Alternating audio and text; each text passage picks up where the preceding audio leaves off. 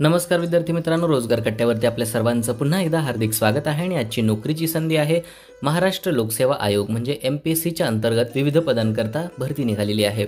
महाराष्ट्र गट ब अराजपत्रित सेवा संयुक्त पूर्ण परीक्षा म्हणजे कंबाईनची जी एक्झाम आहे 2024 त्याची ॲडव्हर्टाइजमेंट आलेली आहे. साधारणतः 480 रिक्त पदं भरायची आहेत. याच्यामध्ये ही अराजपत्रित सेवा आहे आणि याची जी परीक्षा आहे ती 5 जानेवारी रोजी होणार होती, परंतु ते काही पोस्टपोन झालेली आहे. सो त्याच्या संदर्भात माहिती पण तुम्हाला पुढे व्हिडिओमध्ये नक्कीच देण्यात येईल. यानंतरचा विषय असा आहे की जो कक्ष सहाय्यक अधिकारी गट ब आहे, सो आपण त्याची संख्या बघूयात. एकूण विविध मंत्रालयीन प्रशासकीय विभागामध्ये 54 पदं आहेत. सो त्या 54 पदामध्ये पदसंख्या आहे अनुसूचित जातीसाठी 6, मग अनुसूचित जमातीसाठी 3 आणि मग इतर राखीव अराखीव मिळून अशी एकूण 54 पदे आहेत. सो याच्यामध्ये तुम्ही लक्षात घ्या की महाराष्ट्र लोकसेवा आयोगाचं एकूण 1 पद आहे आणि याच्यामध्ये राज्य कर निरीक्षक गट ब अराजपत्रित एकूण 209 पद आहेत. सो ह्याचं विभाजन तुम्ही बघू शकताय की अनुसूचित जातीसाठी 20 जागा आहेत, अनुसूचित जमातीसाठी कोणती जागा नाही.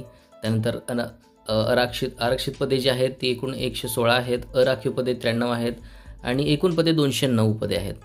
म्हणजे अशा आणि खाली दिव्यांगांसाठीचा जो क्रायटेरिया आहे तो सुद्धा दिलेला आहे. कर्णबधिरता असेल, अंधत्व असेल किंवा कुष्ठरोग असेल किंवा स्वमग्नता, ऑटिस्टिक पीपल असतील त्यांच्यासाठी पण, अनाथ लोकांसाठी 2 पदं इथं राखीव केलेले आहेत. एक संस्थात्मक आणि एक दुसरं संस्थाबाह्य. दुसरं आहे पोलीस उपनिरीक्षक म्हणजे PSI गट ब अराजपत्रित 216 पदं आहेत. तर याच्यामध्ये पदसंख्या एकूण अनुसूचित जातीसाठी 21 आहेत आणि अनुसूचित जमातीसाठी 18 आहेत, विजासाठी 15 आहेत, वजासाठी 5 आहेत, वजासाठी क गटासाठी 12 आहेत, वजा ड गटासाठी 6 आहेत, इतर मागासवर्गीयासाठी 55, बी माप्रसाठी 8 आहेत, इतर मागासवर्गीयासाठी 22. त्याच्यानंतर अशी एकूण मिळून जी पदं आहेत ती 216 पदे आहेत. 2 पदं संस्थात्मक आहेत. अनाथांसाठी इथं देखील आरक्षण आहे. दिव्यांगासाठी कोणत्याही प्रकारचं आरक्षण नाही. मित्रांनो, ही जुनी आहे जाहिरात. आता जी लेटेस्ट आलेली आहे अपडेट ते सुद्धा तुम्हाला थोड्या वेळात दिलं जाईल जस्ट. पण तुम्ही लक्षात घ्या याच्यामध्ये कशा प्रकारचं आहे. ऑनलाईन पद्धतीचा अर्ज करायची तारीख आहे.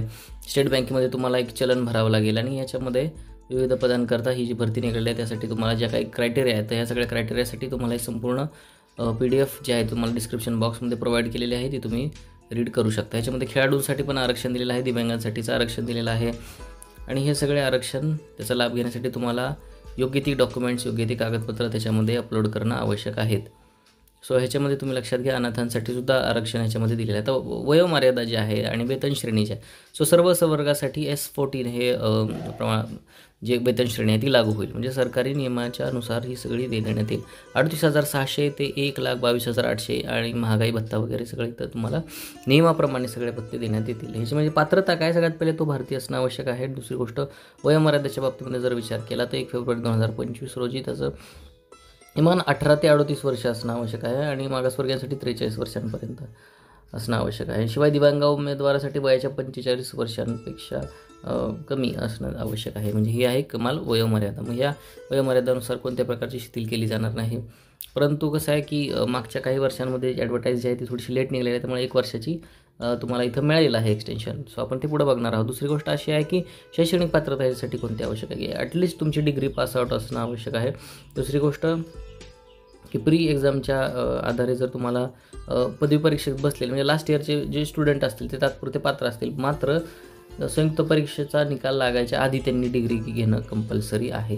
दुसरं आहे इंटर्नशिप किंवा अनुभव जर एखादं करत असेल तर ते एक ठराविक काळापर्यंत त्यांनी कंप्लीट करणं आवश्यक आहे. आणि महाराष्ट्रात सेवा करायची आहे त्याच्यामुळे मराठी भाषेचं ज्ञान हे अत्यंत आवश्यक आहे. दुसरी गोष्ट PSIसाठी शारीरिक पात्रता काय आहे. तर उंची आहे 165 सेंटीमीटर अनुमानिक आणि कमीत कमी आहे. छाती न फुगवता पुरुषांसाठी जे आहे तर छाती न फुगवता आहे ती 79 सेंटीमीटर आणि छाती फुगवून 5 सेंटीमीटर फुलणे आवश्यक आहे आणि महिलांसाठी 157 सेंटीमीटर एवढीच त्यांची उंचीची क्रायटेरिया आहे. आणि दुसरी गोष्ट अशी आहे की संबंधित नियुक्तीसाठी शिफारसपत्र उमेदवारांची शारीरिक मोजमापी नियुक्ती करण्यासाठी शासन मार्ग सक्षम म्हणजे अधिकाऱ्याकडून त्यांचं मेडिकल असणं आवश्यक आहे. म्हणजे हे जर मेडिकल त्यांची टेस्ट कंप्लीट असेल तरच ते ह्याच्यासाठी हे असते. दुसरी गोष्ट बघा, जी निवड प्रक्रिया जी आहे ती सरळ सेवा भरतीतून करण्यात येणार आहे. सेवा भरतीची पूर्ण प्रक्रिया जी खाली दिलेली आहे पूर्ण. परीक्षेचा टप्पे बघा, सगळ्यात पहिला टप्पा आहे एक पूर्व परीक्षा होईल तिघांची, पण एक कंबाईन एक्झाम होईल 100 मार्काची आणि मुख्य परीक्षा जी आहे ती होणार आहे 400 मार्कांची. आता PSIसाठी जी आहे शारीरिक चाचणी 100 गुणांची ती मात्र सेपरेट तुम्हाला द्यावी लागणार आहे आणि शारीरिक चाचणीचं गुण हे क्वालिफाईंग स्वरूपाचं असेल म्हणजे किमान 60% गुण त्याच्यामध्ये असणं मुलाखतीसाठी पात्र तरच तुम्हाला ग्राह्य धरलं जाईल. शारीरिक चाचणीमध्ये कमीत कमी 60% गुण पाहिजेत आणि उमेदवाराला 40 मार्कांची गुणाकर त्याच्यामध्ये 60 आणि 40 100 मार्काचं असं म्हणून एक कंबाईनमध्ये त्याचं एक सिलेक्शन होऊन जाईल.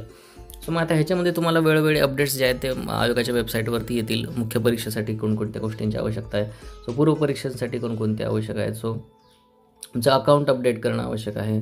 त्याच्यामध्ये तुम्ही डॉक्युमेंट्स प्रॉपरली अपलोड करणं आवश्यक आहे. अर्ज शुल्क तुम्ही प्रॉपरली त्यानंतर जिल्हा केंद्राची निवड करायची आहे. तुम्हाला प्रॉपर कुठल्या जिल्ह्यामध्ये तुमचं सेंटर पाहिजे तो ते सुद्धा निवडण्याचा अधिकार तुम्हाला याच्यामध्ये त्यांनी दिलेला आहे. तो पूर्णपणे ऑनलाईन पद्धतीने हा सगळा अर्ज भरायचा आहे. आणि दुसरी गोष्ट अशी आहे की जी डॉक्युमेंट्स आहे ते डॉक्युमेंट अपलोड करण्यासाठी कोणकोणते डॉक्युमेंट्सची आवश्यकता आहे, सो ती सुद्धा दिलेली आहेत. आणि त्याची किमान आणि कमान साईज किती KB पर्यंत ते डॉक्युमेंट्स असणं आवश्यक आहे. बघा, दिव्यांग व्यक्ती असेल तर त्यासाठी तो पुरावा पाहिजे, खेळाडूंसाठी पुरावा पाहिजे, अनाथ असल्याचा पुरावा पाहिजे, माजी सैनिकांसाठी पुरावा पाहिजे, अनुसूचित जाती जमाती जर असतील तर त्याच्यासाठी पण caste certificate, caste validity certificate असणं आवश्यक आहे.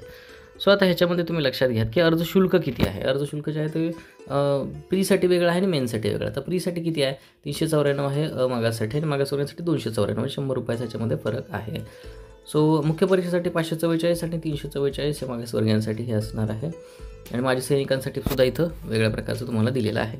सो दुसरी गोष्ट आहे की उपरोक्त परीक्षा शुल्काव्यतिरिक्त बँकेचे चार्जेस जे काय असतील ते, आणि परीक्षा शुल्क एकदा भरलं तुम्ही म्हणता मी परीक्षेला आलो नाही, माझं शुल्क माघारी द्या, असं काही होणार नाही. एकदा तुम्ही फॉर्म भरला, पैसे दिले, तुम्हाला परीक्षेला या किंवा नाही या ते परत तुम्हाला रिटर्न मिळणार नाहीत. दुसरी गोष्ट आहे ऑनलाईन पद्धतीने ते पेमेंट झाल्याचा स्क्रीनशॉट वगैरे तुम्हाला जपून ठेवायचा आहे. त्याची ऑफलाईन पण पद्धतीने तुम्ही भरू शकता, डायरेक्ट SBIमध्ये जाऊन त्याचा शुल्क भरून त्याचा DD काढू शकता. दुसरी गोष्ट आहे हॉल तिकीट. आता समजा परीक्षा असेल तर परीक्षेच्या 7 दिवस अगोदर काय येणार आहे, हॉल तिकीट येणार आहे. सो हॉल तिकीट कुठल्या वेबसाईटवरती येईल, ते mpsconline.gov.in ह्या वेबसाईटवरती येईल. मग 3 दिवस अगोदर ते कलर प्रिंट प्रॉपरली ते डाउनलोड करायचं आहे. एक मूळ डॉक्युमेंट्स त्याच्यासोबत तुम्ही घेणं आवश्यक आहे. फोटो एकदम कलर पाहिजे, कलर प्रिंट असेल तर अधिकच उत्तम. सो ह्या गोष्टींची तुम्ही प्रॉपरली काळजी घेणं आवश्यक आहे. ज्यांनी ऑलरेडी ह्याच्या अगोदर फ्रीची एक्झाम दिलेली आहे सेम त्यासारखाच पॅटर्न असणार आहे. त्यामुळे येणार जी परीक्षा आहे तर त्यासाठी तुम्हाला ऑल द बेस्ट. आणि रोज नवीन ताज्या आणि डेली घडामोडीसाठी, नोकरीच्या दररोज बातम्यांसाठी तुम्ही या रोजगार कट्टा या चॅनलला लाईक करा, कमेंट करा, शेअर करा, सबस्क्राईब करायला विसरू नका. आणि हो, आत्ता ह्याच्यामध्ये जो काही बदल झालेला आहे तो बदल मी तुम्हाला थोडक्यात सांगणार आहे. सो विद्यार्थी मित्रांनो, जो बदल आहे तो बदल तुम्ही लक्षात घ्या. तर 23 डिसेंबर 2024 रोजी हा जो बदल झालेला आहे तो बदल त्याच्यामध्ये एक लेटेस्ट नोटिफिकेशन आलेला आहे. तो याच्यामध्ये काय आहे की वयाने जास्त असलेल्या उमेदवारांना संधी देण्याबाबत हा जो विषय आहे तो विषय ह्याच्यामध्ये मांडलेला आहे. हा जो शासन निर्णय आलेला आहे, शासन निर्णयामध्ये त्यांनी काय दिलेलं आहे की महाराष्ट्र राज्यातील सामाजिक आणि शैक्षणिकदृष्ट्या मागासवर्गातील आरक्षण नियमन 26 फेब्रुवारी 2024च्या अंतर्गत मागासवर्गीय विद्यार्थ्यांकरिता आरक्षणाची तरतूद ह्याच्यामध्ये करण्यात आलेली आहे. सो 20 डिसेंबरला जी काही त्यांना शासन निर्णय आलेला आहे त्या निर्णयाच्या अंतर्गत 1 वर्ष वयाची शिथिलता त्यांना प्रदान करण्यात आलेली आणि एक संधी अजून एक देण्यात आलेली आहे. सो हे कशासाठी अलाउड आहे, हे गट ब आणि गट क ची आता जी संयुक्त परीक्षा होणार आहे त्यासाठी अवेलेबल आहे. सो मुदतवाढ कोणत्या पद्धतीने केली, तर पहिला आहे की अर्ज सादर करण्याचा दिनांक जो आहे 26 डिसेंबर 2024 रोजी ते 6 जानेवारीच्या संध्याकाळी 12 वाजेपर्यंत हे तुम्हाला हा टाईम स्लॉट अर्ज सादर करण्यासाठी दिलेला आहे. दुसरा आहे ऑनलाईन परीक्षा शुल्क भरण्यासाठी. बघा, 6 जानेवारीपर्यंत तुम्हाला मुदत दिलेला आहे. तो SBIने चलनद्वारे जर तुम्हाला भरायचं असेल ऑफलाईन पद्धतीने, सो DD काढून बँकेचा, तो 8 जानेवारीपर्यंत व्हॅलिड आहे. आणि चलनाद्वारे अंतिम तारीख जी आहे ते 9 जानेवारी बँकेच्या कार्यालयाने वेळेत. सो ह्या ज्या एक्सटेंडेड तारखा आहे तुम्हाला मिळालेल्या आहे. शिवाय वयाचा 1 वर्षसुद्धा वाढवून तुम्हाला मिळालेला आहे. सो हे जे आहे ते आता लेटेस्ट आलेलं आहे 23 तारखेला. सो याच्यामध्ये तुम्ही लक्षात घ्या की परीक्षेचा जे आहे ती पुढे ढकललेली आहे. अगोदरची परीक्षा जानेवारी महिन्यात होणार होती ती 2 फेब्रुवारीला पुढे ढकललेली आहे. आणि गट क ची जी परीक्षा आहे ती 4 मेला पुढे ढकललेली आहे. सो ह्या दोन्ही गोष्टींच्या सुधारित दिनांक ह्याच्यामध्ये दिलेले आहे. सो याच्यामध्ये कोणताही बदल केले जाणार नाही, कारण बऱ्याच विद्यार्थ्यांची मागणी होती की आमचं वय बसत नाही, आमचं वय वाढवून दिलं पाहिजे, त्याच्यानंतर परीक्षेचा तारीख खूपच लवकर होते, तो परीक्षेची तारीख पुढे ढकलली पाहिजे. तो ह्यानुसार हा जो बदल केलेला आहे तो परीक्षेचा तारीख पुढे ढकललेला आहे. आणि शिवाय अर्ज भरण्यासाठी मुदतसुद्धा तुम्हाला मुदतवाढसुद्धा दिलेला आहे. जास्तीत जास्त विद्यार्थी ह्याच्यामध्ये अर्ज भरू शकतात. सो ही नवीन माहिती तुम्हाला कशी वाटली मित्रांनो, नक्कीच आम्हाला कमेंट बॉक्समध्ये कळवा. तुम्हाला आणखीन स्पर्धा परीक्षांच्या कोणत्याही विषयावरती तुम्हाला व्हिडिओ बनवायला आवडेल ते देखील आम्हाला कळवा.